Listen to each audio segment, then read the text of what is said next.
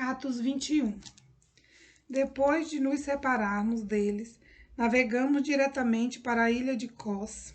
No dia seguinte, chegamos a Rhodes e dali fomos a Patara, encontrando um navio que ia para a Fenícia. Embarcamos nele, seguindo viagem.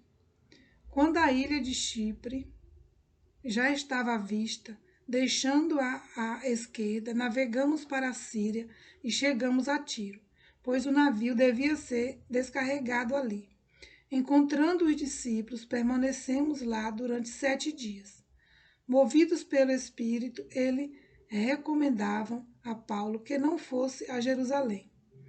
Passados aqueles dias, saímos para continuar a viagem. Todos os discípulos, cada um com a sua mulher e os seus filhos, nos acompanharam até fora da cidade e, ajoelhados na praia, oramos. Despedindo-nos um dos outros, embarcamos e eles voltaram para casa. Quanto a nós, concluindo a viagem iniciada em Tiro, chegamos a Ptolemaida, onde saudamos os irmãos, passando um dia com eles. No dia seguinte, partimos e fomos para Cesareia. E entrando na casa de Filipe, o evangelista, que era um dos 7, ficamos com ele. Filipe tinha 4 filhas solteiras que profetizavam. Demorando-nos ali alguns dias, veio da Judéia um profeta chamado Ágabo, que, aproximando-se de nós, pegou o cinto de Paulo e, amarrando com ele os próprios pés e mãos, declarou: Assim diz o Espírito Santo, é isto que os judeus em Jerusalém farão ao dono deste cinto para entregá-lo nas mãos dos gentios. Quando ouvimos estas palavras, tanto nós como os daquele lugar rogamos a Paulo que não fosse a Jerusalém. Mas ele respondeu: O que estão fazendo ao chorar assim? E parti o meu coração, pois estou pronto não só para ser preso, mas até para morrer em Jerusalém, pelo nome do Senhor Jesus. Como Paulo não se deixou persuadir, conformados, dissemos: Seja feita a vontade do Senhor. Passados aqueles dias, tendo feito os preparativos, fomos para Jerusalém. Alguns dos discípulos também vieram de Cesareia conosco, trazendo consigo Minasson, natural de Chipre, velho discípulo com quem nos deveríamos hospedar. Quando chegamos a Jerusalém, os irmãos nos receberam com alegria.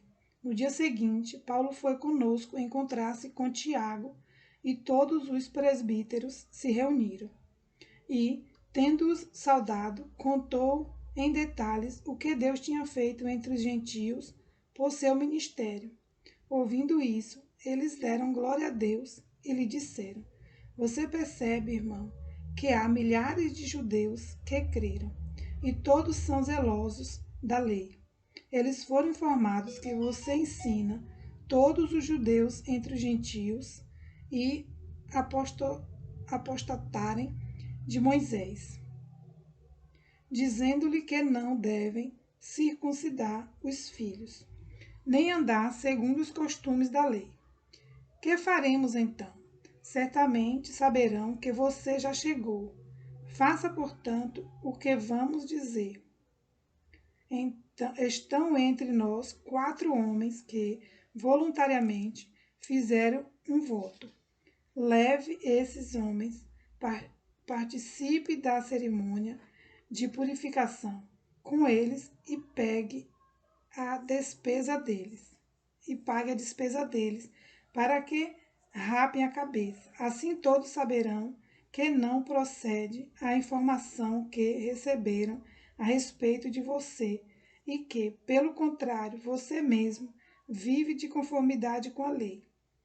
Quanto aos gentios que creram, já lhe transmitimos decisões para que se abstenham das coisas santificadas a ídolos, do sangue da carne, de animais, sufocados e da imoralidade sexual.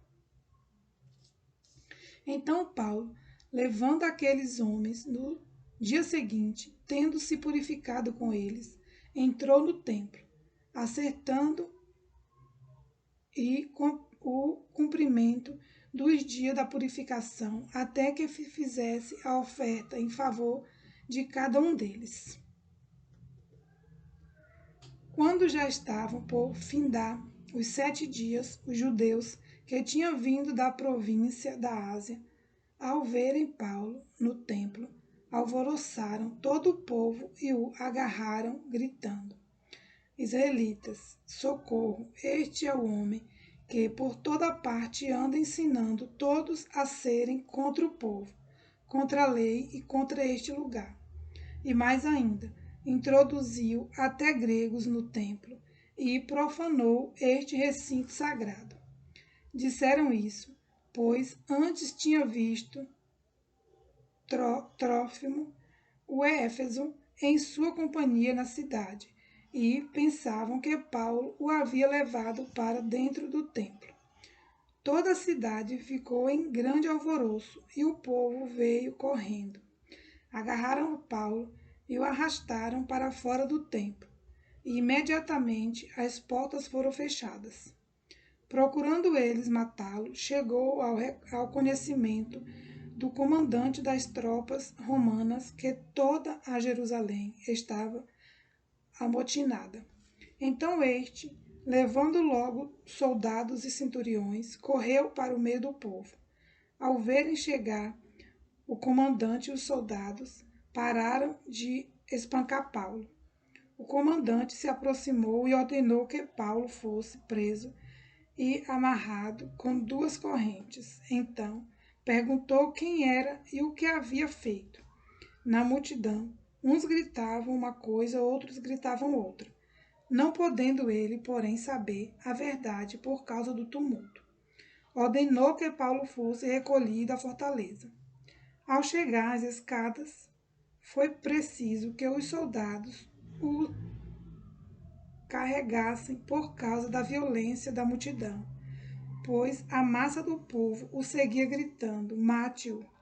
E quando Paulo ia sendo recolhido à fortaleza, disse ao comandante: seria possível dizer algo para o senhor? O comandante respondeu: você sabe grego? Você não é, por acaso, aquele egípcio que algum tempo atrás começou uma revolta e levou 4.000 guerrilheiros para o deserto? Paulo respondeu: eu sou judeu, natural de Tarso, uma importante cidade da Cilícia, e peço ao Senhor que me permita falar ao povo. Obtida a permissão, Paulo em pé na escadaria fez com a mão um sinal ao povo. Fez-se grande silêncio e ele falou em língua hebraica, dizendo: